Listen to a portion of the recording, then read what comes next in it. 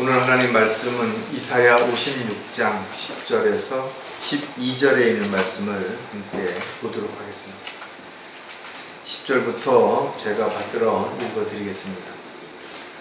그의 파수꾼들은 눈 멀었고 그들은 모두 무지하며 그들은 모두 말 못하는 개들이니 그들이 짖지를 못하며 잠자고 눕고 졸기를 좋아하느니라. 정녕 그들은 만족할 줄 모르는 욕심 많은 개들이며 깨닫지 못하는 목자들이라. 그들 모두가 그들 자신의 길만을 보나니 모두가 자기 자리에서 자기의 이익만 도모하고 말하기를 오라 내가 포도주를 가져오리니 우리가 독주를 진탕 마시자. 내일도 오늘 같을 것이요 더 많이 풍요하리로다 하느니라. 잠깐 말씀을 위해서 기도드리겠습니다. 참으로 자비로우신 하나님 아버지, 저희들이 이 세상을 살아가는 동안에 필요한 모든 것들을 공급해 주실 뿐만 아니라 저희들에게 산 소망을 주셔서 주님을 다시 만날 때 또 주님 만난 이후에 어떠한 삶을 살아갈지를 우리에게 알려주시고 또 우리에게 그것을 위해서 이 힘들고 어려운 고난의 시간들을 잘 견디고 이겨낼 수 있도록 위로와 용기를 주는 주님께 다시 한번 감사를 드립니다. 오늘 저희들에게 주신 이 또 말씀을 통해서 다시 한번 저희들을 돌아보고 또 저희들이 과연 무엇을 하며 어떻게 살아야 할지를 다시 한번 점검하는 계기가 되게 도와주시옵소서. 주님께서는 저희들을 새 능력의 일꾼으로 세우시고 또 이 마지막 때에 복음을 통해서 많은 혼들을 주님께로 이겨올 뿐만 아니라 끝까지 믿음의 길을 이탈하지 않고 배교의 길에서 역행하는 그런 본이 되는 삶을 살아갈 수 있도록 저희들을 이끄시고 또 지켜주시고 돌봐주실 줄 믿습니다. 다시 오실 주님을 간절하게 사모하며 기다리는 저희들이 될 수 있도록 도와주시옵소서. 다시 오실 우리 주 예수 그리스도의 이름으로 기도드렸습니다. 구약 성경을 읽어보면 하나님께서는 이스라엘을 한 민족으로 세우시고 선지자들을 통해서 끊임없이 그들이 해야 할 일들, 하지 말아야 할 일들, 그리고 앞으로 다가올 일들에 대해서 경고하였던 그런 내용들을 우리가 볼 수가 있습니다. 마치 선지자들은 파수꾼처럼 해야 할 일들이 있었다라는 거죠. 특히 이스라엘 백성들에 대해서 아주 자세하게 또 구체적으로 그렇게 설명하고 미리 경고함으로 인해서 그들로 하여금 대비할 수 있는 시간을 분명히 주신 것이죠. 따라서 하나님께서는 어떤 일도 경고 없이 그냥 감정이나 기분에 따라서 뭔가를 행하시는 분은 아니신 것이죠. 왜냐하면 하나님께서 미리 성경을 통해서 경고하시고 또 그와 같은 내용들을 기록하신 것은 누구도 그와 같은 사실을 알지 못했다라고 또 그런 것을 할 수 없었다라고 변명할 이유와 핑계를 대지 못하도록 하시기 위해서 그렇게 하시는 것이죠. 하지만 성경을 통해서 우리가 알 수 있는 것은 이스라엘 백성들은 이런 수없이 많은 경고를 들었음에도 불구하고 무시했다라는 것 또는 거역했다라는 것 알면서도 심지어는 하나님을 대적하는 그런 어리석은 삶을 살았던 내용들을 우리는 성경을 통해서 너무나 잘 알 수 있는 것이죠. 물론 때로는 하나님께서는 그런 이스라엘 백성들에게 질병을 통해서 또 이방 국가들을 통해서 전쟁을 일으킴으로 인해서 징계하셨음에도 불구하고 그때만 돌이켰다가 또 조금 여유가 생기고 또 조금 어떤 상황이 달라지면 또다시 우상을 숭배하고 하나님의 뜻과 계획에서 벗어난 그런 일들이 반복됐던 것을 알 수가 있는 것이죠. 하나님의 약속은 반드시 약속하신 대로 이루어졌고 지금도 이루어지고 있고 앞으로 반드시 또한 이루어질 것이 분명하다는 거죠. 따라서 성경에 기록되어 있는 경고들을 지키는 사람과 지키지 않는 사람들에 대해서는 반드시 거기에 대한 결과가 달라지는 것을 성경을 통해서 우리는 교훈을 통해서 얻을 수가 있게 되는 것이죠. 오늘 설교 제목은 파수꾼에게 주어진 세 가지 임무라는 그런 제목으로 한번 살펴보려고 합니다. 하나님께서 왜 파수꾼을 세우신 것인가, 그리고 파수꾼은 도대체 무엇을 하는 역할을 하는 사람들인 것인가를 알아야 되는 것이죠. 하나님께서는 앞으로 일어나지도 않을 일들을 미리 사람들을 겁을 주기 위해서 기록하셨는가? 그렇지 않으시다라는 거죠. 단 한 번도 일어나지 않을 일들을 미리 기록함으로 인해서 사람들에게 괜히 염려하고 걱정하게 그렇게 만드신 적이 없다라는 것입니다. 따라서 성경에 기록되어 있는 것들은 어떤 사람들이 그냥 자기가 하고 싶은 말을 적어놓은 것이 아닌 것입니다. 있지도 않은 그런 이야기들을 갖다가 상상으로 적어놓은 것도 아니라는 것입니다. 따라서 성경을 임의적으로 아무나 해석할 수 있는 것도 아니고 해석해서도 안 되는 것입니다.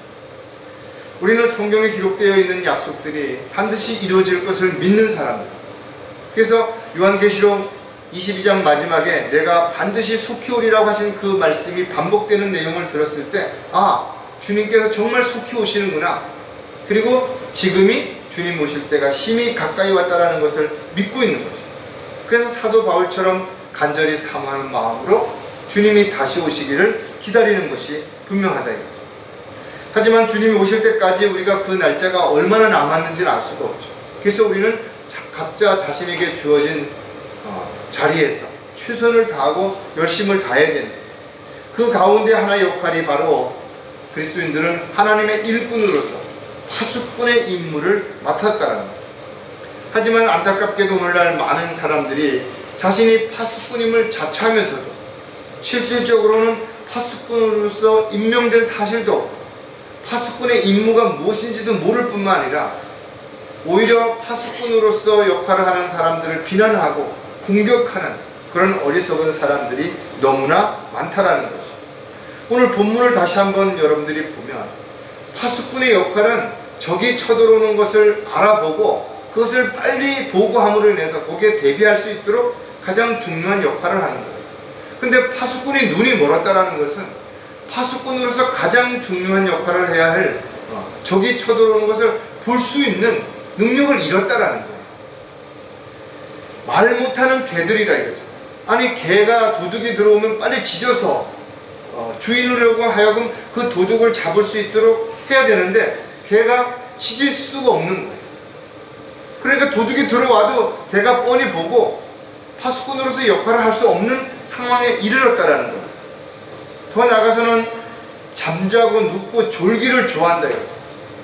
자기 역할하고는 전혀 상관없이 그냥 먹고 마시고 즐기고 이렇게 살아가는 거예요.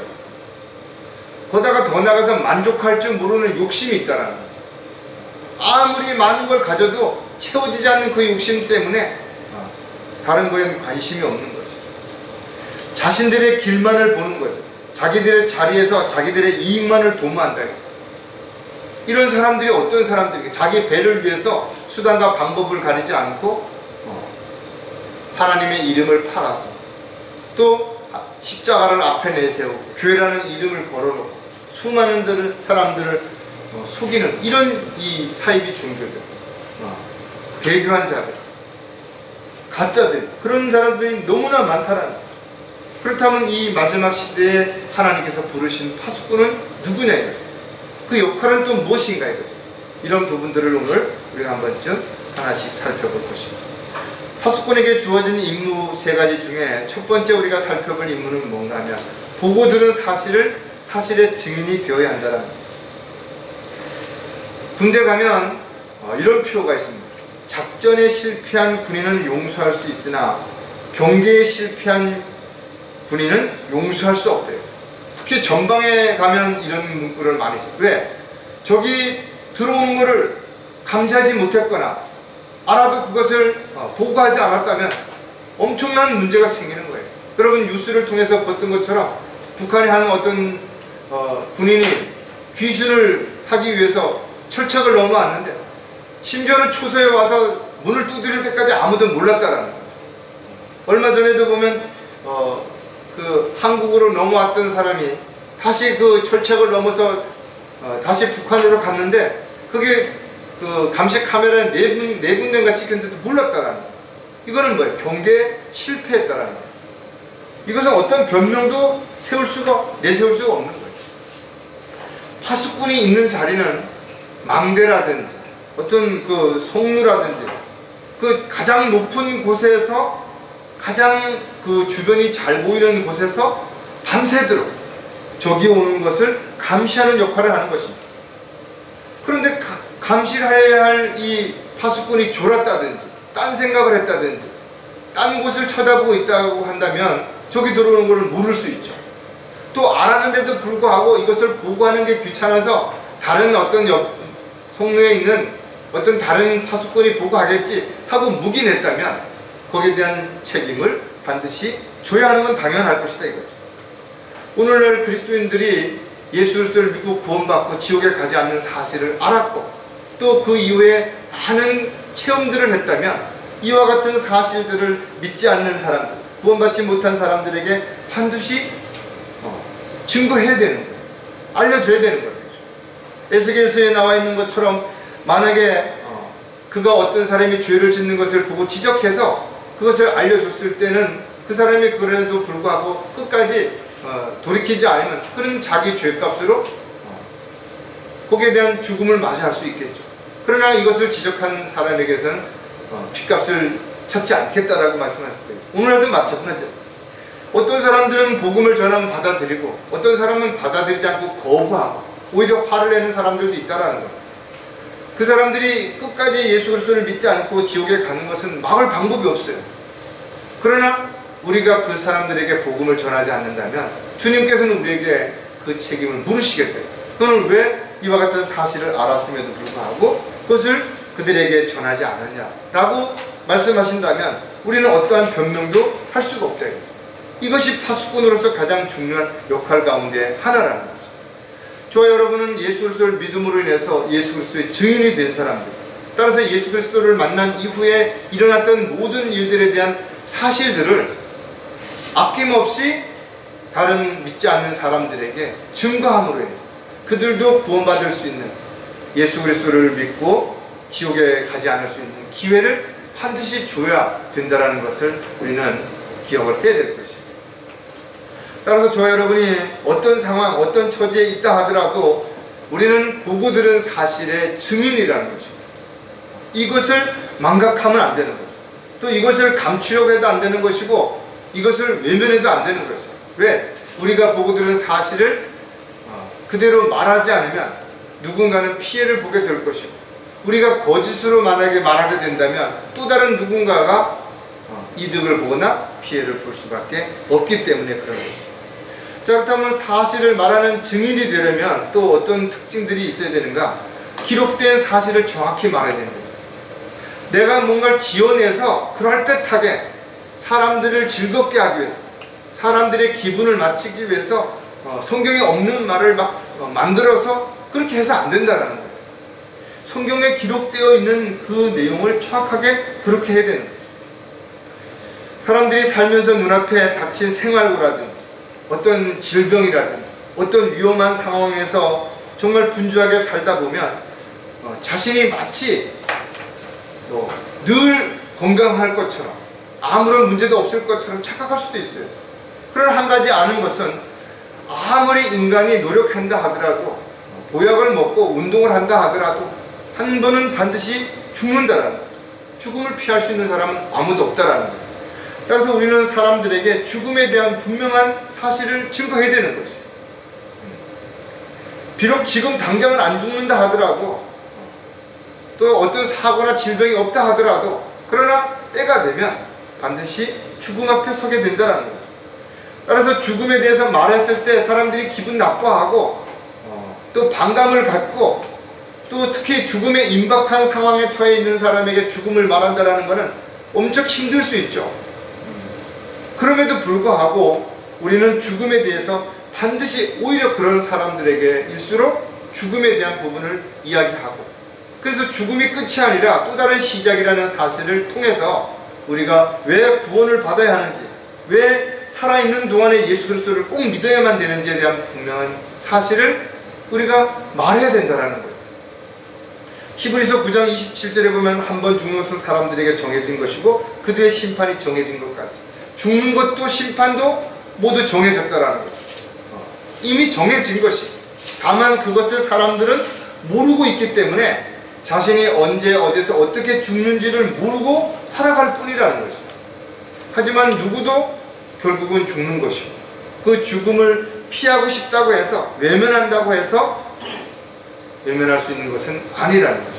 더더욱 중요한 것은 빈손으로 왔다가 결국은 빈손으로 갈 수밖에 없는 것이 모든 사람들에게 정해진 것이죠. 디모데전서 6장 7절에도 보면 우리가 세상에 아무것도 가지고 온 것이 없으며 아무것도 가지고 갈 수 없는 것이 분명하니, 성경에 이렇게 기록해놨고 세상에 믿지 않는 사람들도 공술의 공수거다 이런 말을 한다 이거죠. 그런데 현실적으로는 죽을 때까지 움켜쥐려고 하는 사람들이 너무나 많은 것이죠. 제국의 흥망성쇠, 인간의 생사화복을 주관하시는 분은 바로 하나님이시다. 인간이 노력한다고 해서, 열성을 가진다고 해서 이것을 바꿀 수 있는 것이 아니라는 거죠. 따라서 인간이 죽는다는 것을 아는 사람이라면, 인정하는 사람이라면 거기에 대해서 대비하겠죠. 그리고 죽은 이후에 어떤 일이 있는지에 대해서 궁금해할 것이고, 궁금해한다면 당연히 그 답을 찾기 위해서 뭔가를 할 것입니다. 그런 사람들에게 우리가 해야 할 역할은 바로 파수꾼으로서 죽음을 사실적으로 제시하고 그 죽음을 대비할 수 있는 방법을 반드시 증거하는, 이 역할이 바로 우리가 증인으로서 해야 할 가장 중요한 역할 가운데 하나랍니다. 두 번째는 자신에게 일어난 것을 말해야 한다는 것. 자신에게 일어나지도 않은 일들을 다른 사람이 하는 말을 마치 자신이 경험한 것처럼, 아, 내가 언제 이렇게 보았는데, 내가 뭔가를 했는데, 근데 상대방이 언제 어디서 누구랑 꼬집꼬집 물으면 사실은 내가 아니고 내 친구가, 아니면 내 주변에 있는 누가, 이렇게 이야기하는 건 안 된다 이거죠. 이 땅에는 각종 종교가 다양한 우상을 섬기고 있다 이거죠. 그들도 진리를 이야기하는 거예요. 하지만 그들은 사람의 손으로 만들어 놓은, 세워놓은 말 못하는 우상에게 숭배하고 절하고 거기다 심지어는 모든 걸 갖다 바치기도 한다 이거죠. 왜 그런 것인가? 영적으로 무지하기 때문에 그런 거죠. 마귀에게 속고 있으면서도 속문제를 모르기 때문에 뭔가 그러면 자신에게 뭔가 좋은 일이 있을 거라고 착각한다 이거죠. 이런 행위들이 아무리 웅장하고 또 거룩하고 경건하고 품위가 있고 사람들이 보기에 대단한 것처럼 보이다 하더라도 하나님 보시기엔 그저 가증스러운 행위일 뿐인 것입니다. 따라서 죄인들이 반드시 구원받아야 하는 것은 그들이 세상적인 어떠한 방법으로도 어떠한 행위로도 절대로 죄 문제를 해결할 수 없기 때문에 그렇다는 거죠. 이와 같은 사실을 아는 사람들이 누구냐? 바로 구원받은 그리스도인들이고 그리스도인들이 전해야 할 복음을 아는 사람들입니다. 디모데후서 1장 8절에도 보면 그러므로 너는 우리 주의 증거나 그의 죄수된 나를 부끄러워하지 말고 하나님의 능력에 따라 복음을 위하여 고난의 동참자가 되어야 합니다. 사도 바울이 복음을 전할 때 사람들에게 비난을 받고 욕을 먹고 손가락질을 받았지만 부끄러운 일이 아니라는 것이에요. 왜? 이와 같은 사실을 보았고 들었고 또 본인이 경험했기 때문에 그런 거죠. 따라서 저 여러분이 복음을 전하다가 사람들에게 비난을 받는다면 부끄러워하지 마라 이거죠. 오히려 이것이 가장 가치 있는 일이고 가장 소중한 일이고 귀한 일이고 또 마땅히 해야 하는 일이기 때문에 그런 거죠. 저 여러분은 예수 그리스도를 믿고 구원받은 사람들이라는 거죠. 그래서 지옥에 가지 않는 것이, 영원한 형벌을 받지 않게 되는 거예요. 이 모든 것이 하나님의 은혜요 주님의 사랑이라는 거예요. 이와 같은 것을 우리는 거저받은 것이, 단지 믿음으로 받은 것입니다. 그래서 자랑할 것이 아니라 우리는 이와 같은 사실을 통해서 하나님께 영광을 돌려드릴 뿐만 아니라 누구든지 하나님께서는 구원받기를 원하신다라는 그 하나님의 사랑을 선포하는 그런 도구로, 일꾼으로 쓰임을 받아야 되는 거죠. 따라서 이 시대의 파수꾼으로서 해야 할 가장 중요한 일 가운데 하나가 바로 이와 같은 사실을 알리는 것입니다. 복음의 소중한 의미를 알았다면 언제 어디서든지 간에 우리 입술을 담대하게 열어서 이것을 증거하는 것이, 어떻게 보면 이것은 어떤 특정한 사람들에게 주어진 것이 아니라 구원받은 그리스도인들이라면 당연히 해야 되는 거예요. 왜?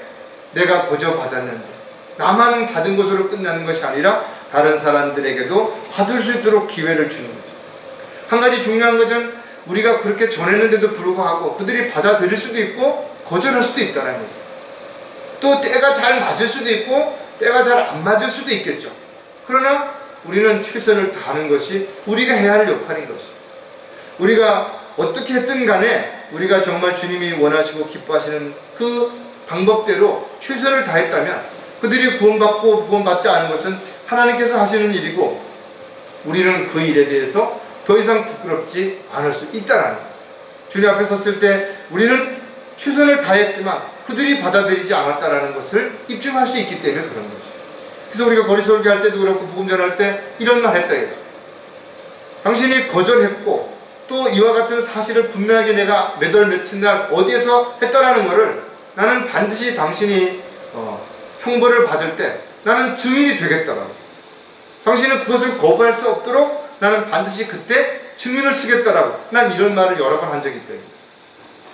따라서 자신에게 일어난 일들을 가감없이 숨기거나 보태지 말고 있는 그대로 증거함으로 인해서 다른 사람들로 하여금 변화를 가질 수 있는, 믿음을 가질 수 있는 기회를 만들어주는 것도 보고 들은 사실을 증인으로서 증거하는 도구가 되는 것이죠. 또 한 가지 보고 들은 사실을 우리가 증거해야 되는 또 다른 이유가 뭔가 하면 앞으로 일어날 일을 말해야 하기 때문에 사람들은 자기가 어떤 일이 일어날지 알지 못하는 것이죠. 그러나 저와 여러분은 성경을 통해서 앞으로 어떤 일들이 일어날 것을 미리 알았다라는 것이죠. 그리고 하나님께서는 반드시 기록된 그대로 이루실 것을 우리는 믿는 것이죠. 하지만 참으로 안타까운 것은 많은 지식과 경험과 힘과 능력을 가지고 있으면서도 정작 자신이 지옥에 간다는 사실은 모르는 사람들이 너무나 많다는 거예요.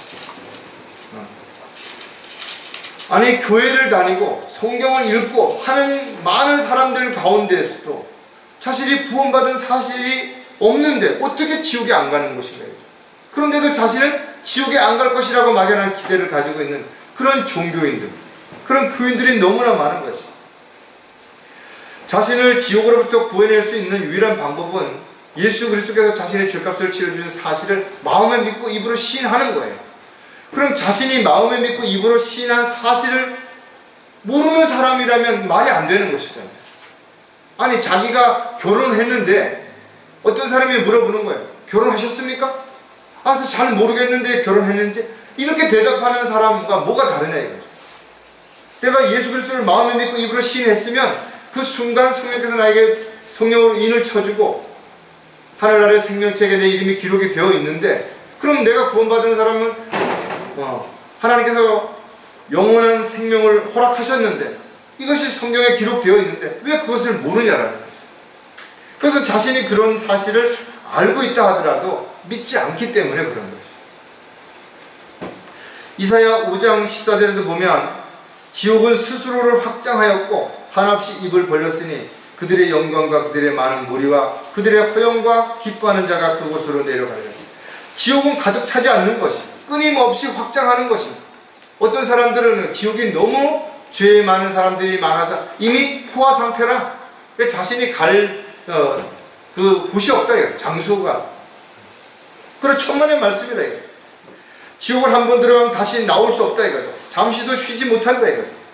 잠언에도 보니까 지옥과 멸망은 결코 가득 차지 않으며 사람의 눈도 결코 만족함이 없느니라.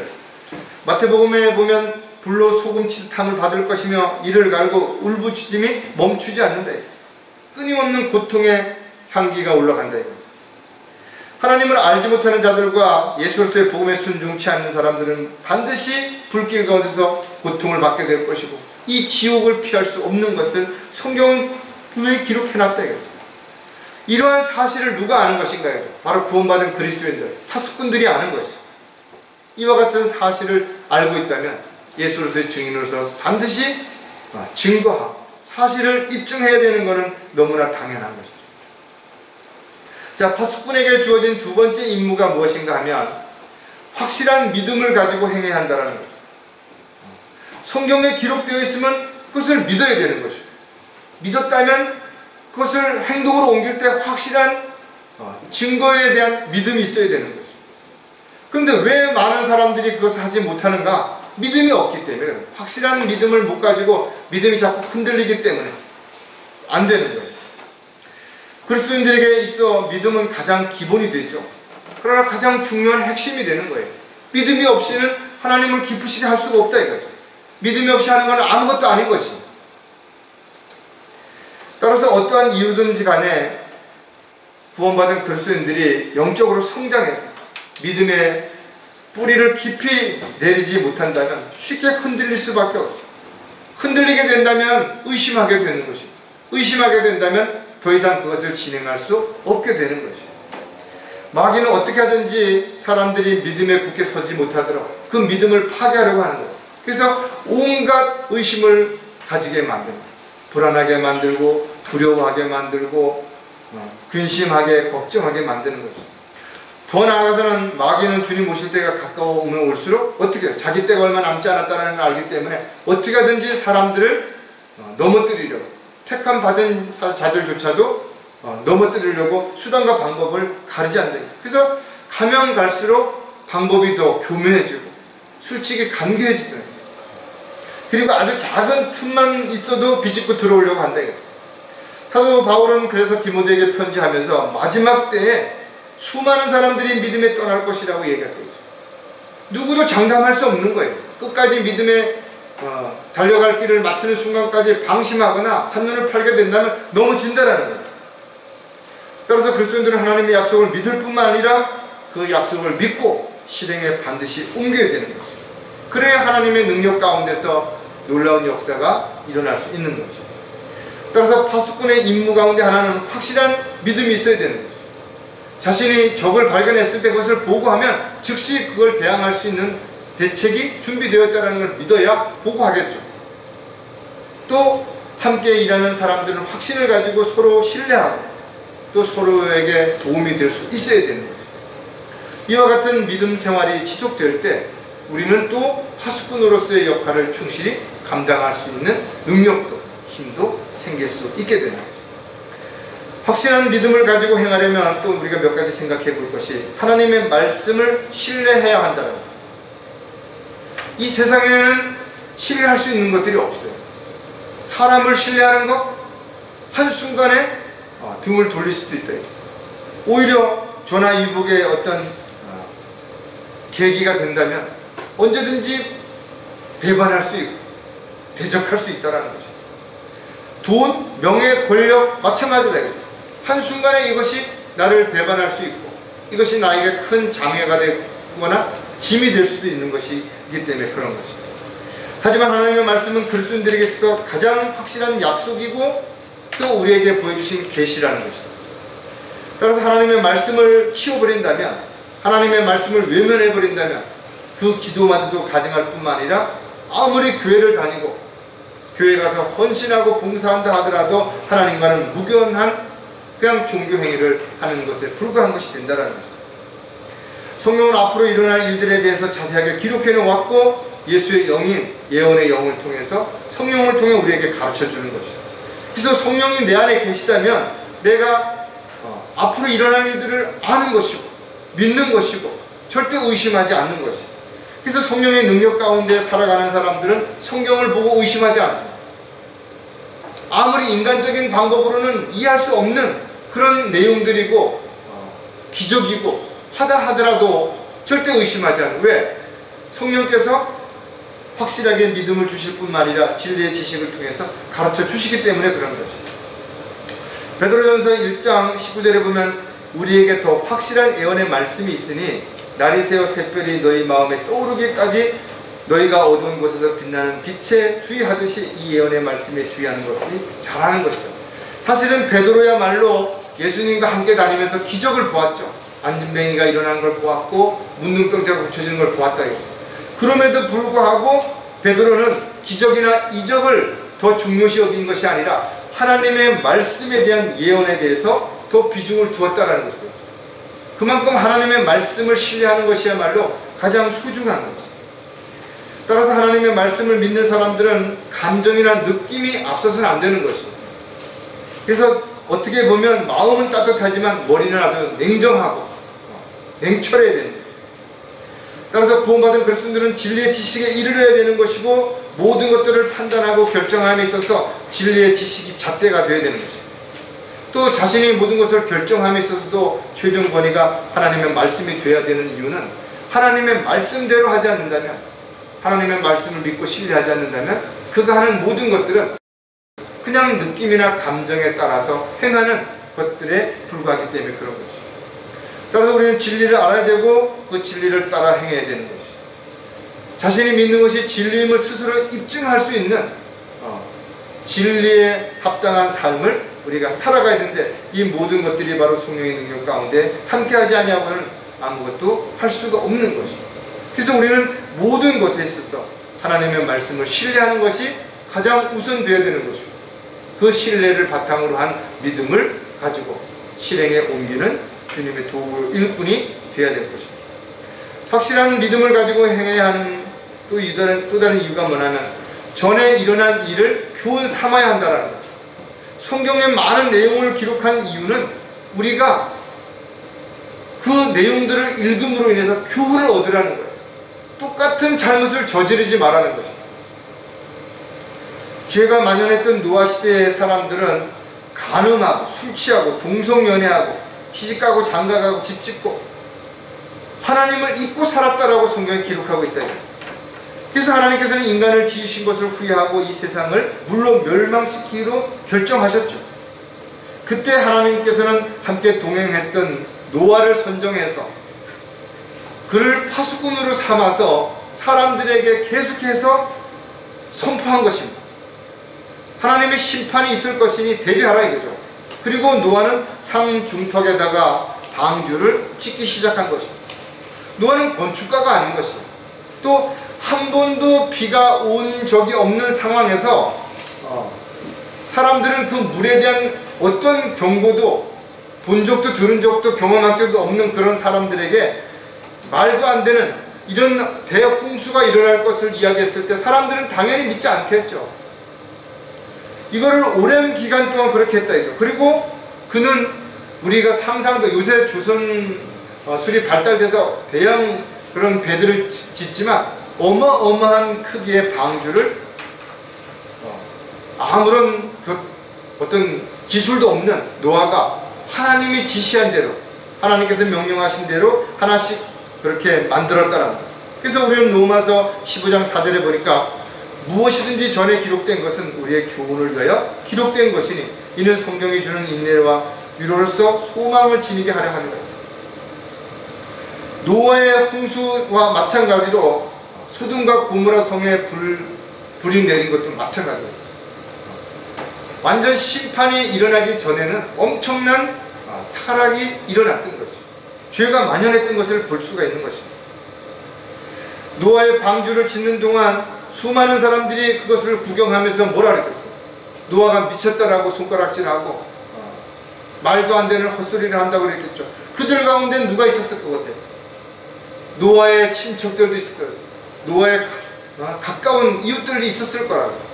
노아의 홍수 때 보면 사람이 600살에서 800살, 900살까지 살면서 계속해서 자식을 낳았다고 생각을 한다면 거기에 고모, 이모, 삼촌 뭐 생각을 하면 얼마나 많은 가족들이 있었겠어요. 그런데 그들조차도 노아의 말을 믿지 않았다 했죠. 노아의 홍수 때 구원받은 사람들은 오직 그의 가족 8명 뿐이라고 성경에 기록되어 있다 했죠. 수많은 사람들 앞에서 참으로 오랜 기간 동안 외쳤음에도 불구하고 그것을 받아들인 사람은 그의 가족들 8명밖에 없답니다. 오늘날 저 여러분이 많은 사람들에게 복음을 전하고 예수를 증거하지만 그 사람들이 다 받아들이면 얼마나 좋겠어요. 그러나 이런저런 이유 핑계를 앞세워서 거부하는 사람들이 너무나 많다 이거죠. 실질적으로 받아들이는 사람들이 너무나 적은 것이에요. 아무리 진리를 이야기해도 사람들은 진리보다는 현실에 눈앞에 있는 것들에도 관심을 갖는 거예요.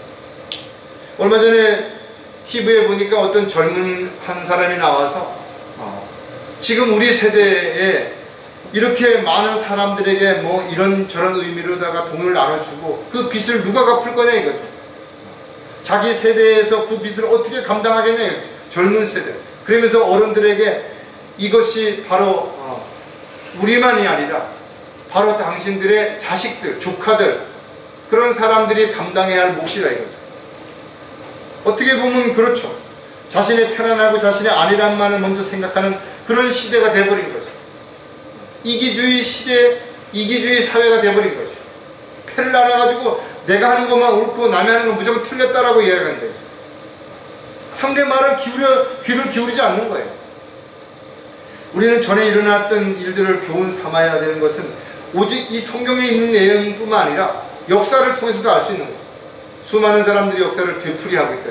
그래서 역사를 통해서 배울 수 있는 것이 아무것도 없다라고 바로 로크만 박사님께서도 그렇게 말씀하셨던 것처럼 오늘날 수많은 사람들이 보고 듣고 하지만 그때만 잠깐 지나가는 거예요.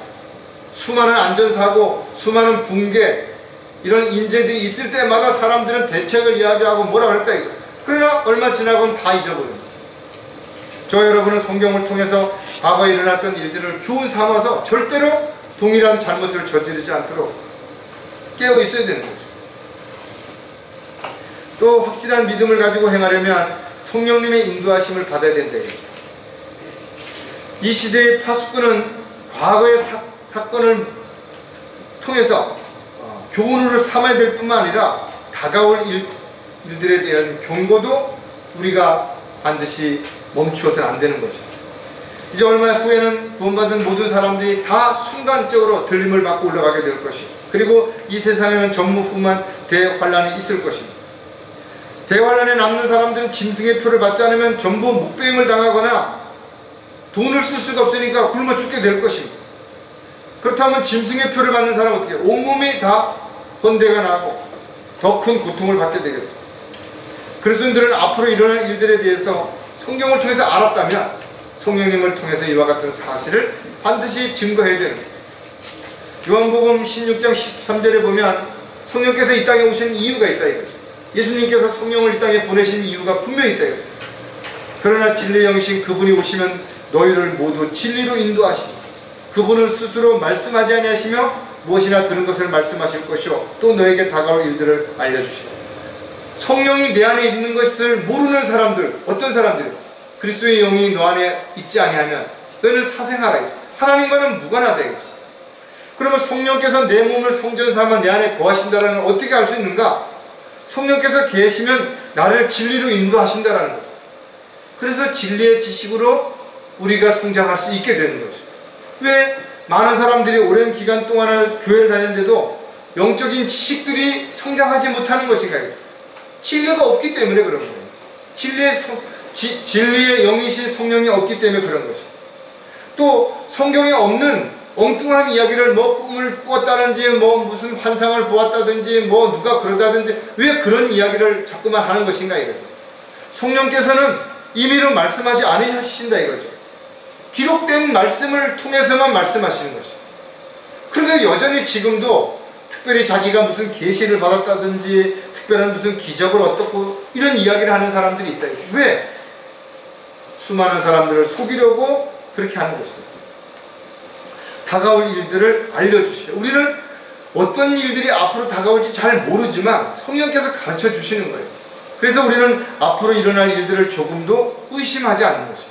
그대로 믿는 것이에요. 누가 믿으라고 난 믿습니다 믿습니다 소리를 여러 번 지른다고 해서 믿어지는 것이 아니라 성령께서 내 안에 거주하시기 때문에 내가 믿어지는 겁니다. 성령께서 하나님의 깊은 것들까지도 알게 하시는 것이에요. 그래서 우리는 알게 되는 것입니다. 따라서 예수 그리스도를 믿고 예수 그리스도를 영접하고 성령께서 내 안에 거주하는 사람들은 누가 말하지 않아도 성령의 능력 가운데 인도하심을 받을 뿐만 아니라 성령의 능력으로 일하기 때문에 주님이 기뻐하시는 그런 도구로 일꾼으로 쓰임받을 수 있게 되는 거죠. 이것이 모두 확실한 믿음이 있기 때문에 가능하다. 믿음이 없이는 절대로 할 수가 없는 거죠.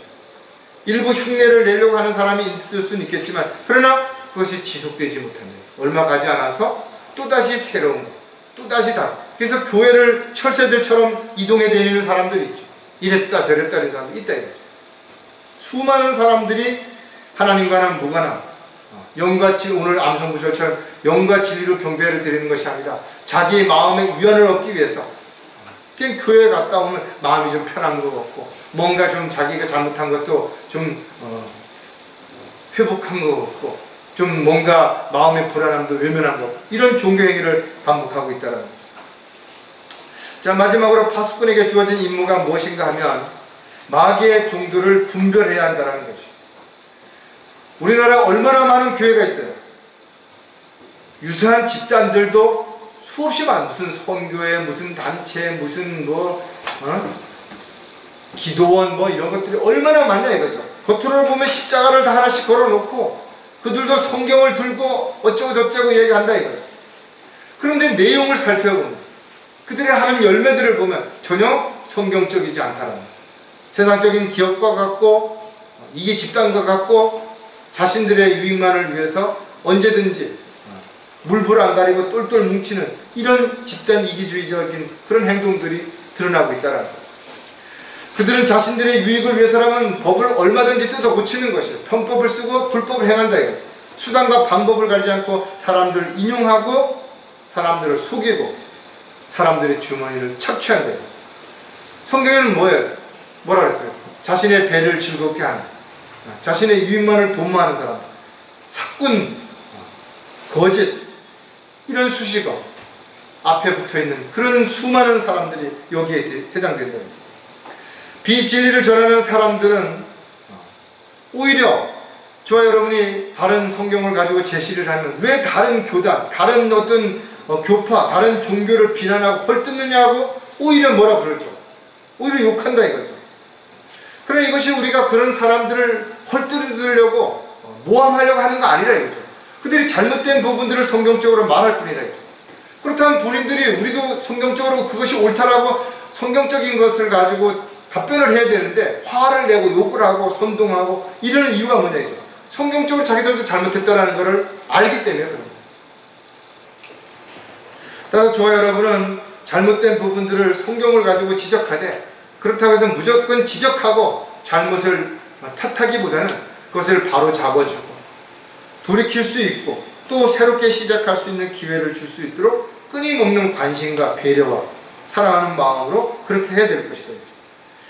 따라서 저와 여러분이 배교한 사람들, 또 타락한 사람들, 또 주님의 이름을 앞세워서 자신의 이익을 도모하는 사람들을 정확하게 잘 분별하고 그런 사람들에게 속아서 엉뚱한 종교 행위를 하는 사람들을 우리가 보게 된다면 성경적으로 잘 바르게 잡아줘서 이끌어 갈 수 있는 그런 파수꾼의 역할을 반드시 해야 되기 때문에 마귀가 무엇을 하는지, 마귀의 종들은 어떤 일을 하는지, 그들은 어떤 방법을 쓰는지, 또 그들을 위해서 어떤 대책을 세우고 어떻게 힘을 길러야 되는지를 우리는 정확하게 알아야 된다는 거죠. 자, 마귀의 종들을 분별하려면 거짓 복음이 무엇인지 알아야 된다는 거죠.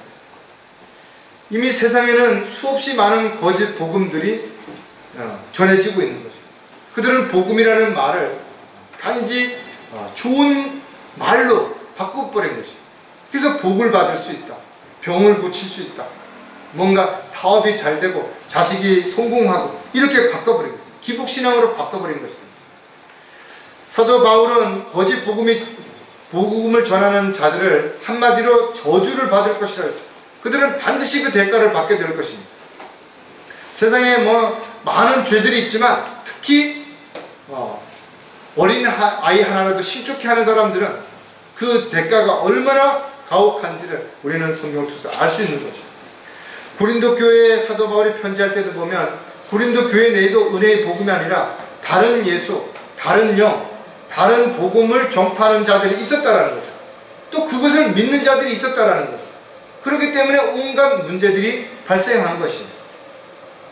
또 갈라디아서에도 내용을 보면 은혜의 복음에서 떠나 다른 복음을 믿는 사람들이 생겨난 것입니다.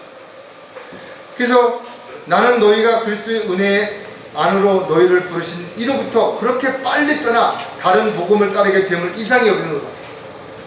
어떻게 보면은 그렇죠. 예수를 믿고 구원받은 그 은혜로 인해서 하나님 앞에 감사해야 될 사람들이 순간적으로 은혜의 복음을 떠나서 거짓 복음의 마음을 빼앗긴 채 엉뚱한 짓을 하고 있었다는 거예요. 지금도 교회마다 다양한 방법으로 복음을 전한다, 전도한다 이렇게 이야기한다 이거죠. 그럼에도 불구하고 이것이 진정한 복음을 전파하는 것이 아니라 흉내를 내는, 즉 복음의 핵심은 빠진 고깃국에 고기는 없는 것을 가지고 사람들을 호도하는, 그래서 사랑만 주장하고 예수를 믿고 잘 먹고 잘 사는 사람들이 믿음이 좋은 것으로다가 간증하는 그런 시대에 살고 있다.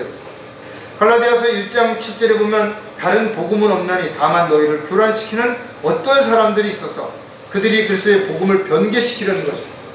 다른 복음이 어떤 거냐면 사람들로 하여금 올바른 은혜의 복음을 믿지 못하도록 교란시키는 것이에요. 그래서 복음을 변개시켰다는 거예요. 어느 한 부분만 살짝 바꿔놓으면 이게 변개된 복음이 되는 거죠. 하나님은 사랑이라고 말하지만 결코 그들은 죄나 심판이나 지옥에 대해서 말하지 않는다 이거죠. 왜? 그런 걸 말하면 사람들이 두려워하고 싫어하니까. 그래서 늘 주야장차 사랑만 이야기하는 거예요. 다른 종교도 다 사랑해야 된다라고, 다른 종교도 구원이 있다고 말하는 그런 어처구니없는 일들도 일어나고 있다는 거죠. 그들이 전하는 복음은 성경에 기록되어 있는 교회 시대의 은혜의 복음이 아니라는 거죠. 어떤 사람들은 행위를 강조하는 바로 천국 복음을 이야기하는 사람들도 있고, 천사들이 전하는 영원한 복음을 전하는 사람들도 있다. 그러나 이런 복음들은 은혜의 시대의 복음이 아니죠. 착한 일을 많이 하고 어려운 사람들을 많이 도와주고 자신을 희생하고 그래야지 복을 받는다. 이것은 이 시대의 복음이 아닌 것이죠. 이 시대의 은혜의 복음은 오직 죄인들이 자신의 죄값을 대신해서 십자가에 피를 죽으셨다가 부활하신 예수 그리스도를 믿음으로 혼이 구원받는 이 복음이야말로 오직 은혜의 복음이라고. 이 복음을 전해야 되는 거죠. 근데 아직까지도 많은 사람들이 흉내만 낼 뿐 교회나 나오세요, 우리 교회는 참 행복한 교회입니다, 이런 것만 주장하지 복음을 전하는 걸 하지 않기 때문에 교회를 오랫동안 다닌 사람에게도 복음이 뭐냐고 물어보면 엉뚱한 얘기하고, 복음을 들으신 적이 있냐 그러면 또 엉뚱한 대답을 한다. 마귀의 종들을 분별하려면 믿음에서 떠난 자들을 알아야 된다 이거죠. 영적인 분별력이 없는 사람들은 진리와 비진리를 구별할 수가 없어요. 성경적인 교리와 거짓 교리도 구별할 수 없다 이거죠. 따라서 비진리 또는 상대적 진리를 성경적인 진리로 착각을 하는 것이죠. 또 그렇게 가르치는 사람들을 믿고 신뢰하고 따른다는 거예요. 그렇기 때문에 사람 중심적인 목사라든지 이런 사람들을 중심으로 해서 있는 사람들 어떻게 돼요? 자기가 어디로 가는지 모르는, 소경이 구덩이에 빠지면 그를 따라가는 모두가 구덩이에 빠지게 되는 것을 경고하는 내용을 우리가 알 수가 있다. 성경적이지 않은 내용에서 가르침이 있다든지 그것을 주장하는 사람이 있다면 너는 거기서 빠져나오라 그랬는데 사람들은 그것을 알면서도 빠져나오지 않는 것이죠. 오히려 동조하고 그들을 따르면서 그 일을 따르지 않는 사람들을 갖다가 오히려